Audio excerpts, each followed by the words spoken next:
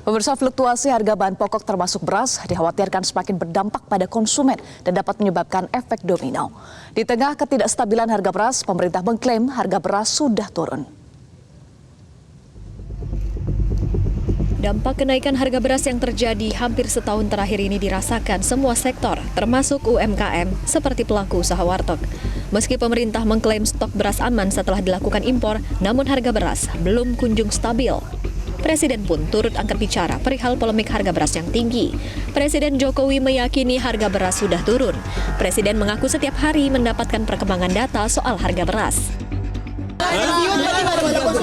Coba dicek, jangan menginformasikan seperti itu ya. Coba dicek di Pasar Induk Cipinang. Cek. Coba dicek lagi ke Pasar Johar. Ini yang pasar-pasar beras itu harus dicek. Coba kalian datang ke Pasar Cipinang, cek harganya turun atau naik.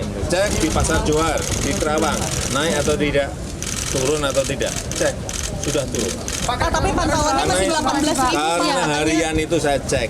Harian itu saya cek dan saya selalu mendapatkan angka-angka. Ya. Tapi masih di atas saya.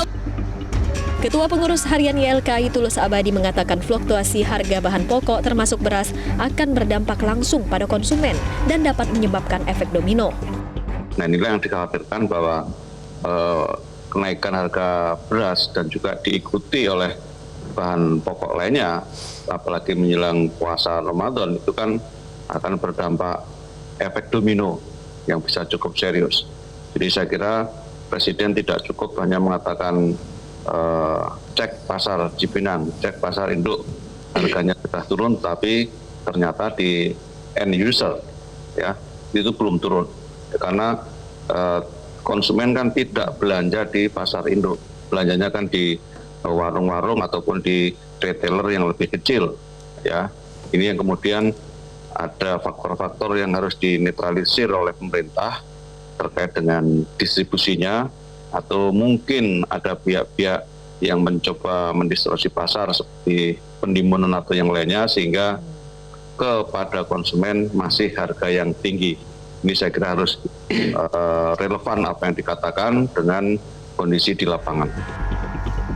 Sementara itu, Ketua Koperasi Warteg Nusantara atau Koantara Mukroni menyatakan jika kenaikan harga beras menyebabkan biaya produksi di warteg meningkat. Hal itu juga menyebabkan banyak pengusaha warteg yang menaikkan harga. Namun ekonomi yang belum stabil membuat pembeli kesulitan dan menjadi polemik bagi pengusaha warteg. Adanya kenaikan beras ini menyebabkan biaya produksi warteg meningkat. Ini bisa mengakibatkan juga harus menaikkan harga. Tapi kan dengan kondisi daya beli sekarang yang belum pulih sepenuhnya, ya kita nggak bisa seperti tadi dikatakan Pak Dedi, kalau kita menaikkan harga, banyak nanti pelanggan-pelanggan kita yang menjauh dari kita gitu kan. Nah, itu jadi masalah. Dan juga penurunan tadi karena kita nggak bisa menaikkan harga, sementara itu berasnya mahal, biaya operasional mahal, makanya kita harus menurunkan keuntungan tadi itu kan. Jadi ya inilah yang dampak daripada kenaikan beras ini. Dari data Badan Pangan Nasional per 29 Februari 2024, harga beras medium di sejumlah daerah masih di atas Rp12.000 per kilogramnya. Harga tertinggi menyentuh angka Rp20.980 per kilogram di Papua Pegunungan. Jika di rata-rata secara nasional, harga beras medium mencapai Rp14.330 per kilogramnya. Sedangkan harga beras premium masih di atas Rp15.000 per kilogram. Tertinggi mencapai Rp24.490 per kilogram di Papua Pegunungan. Jika di rata-rata, harga beras premium secara nasional berada di Rp16.430 per kilogram. Tim Liputan Metro TV. Jelajahi cara baru mendapatkan informasi. Download Metro TV Extend sekarang.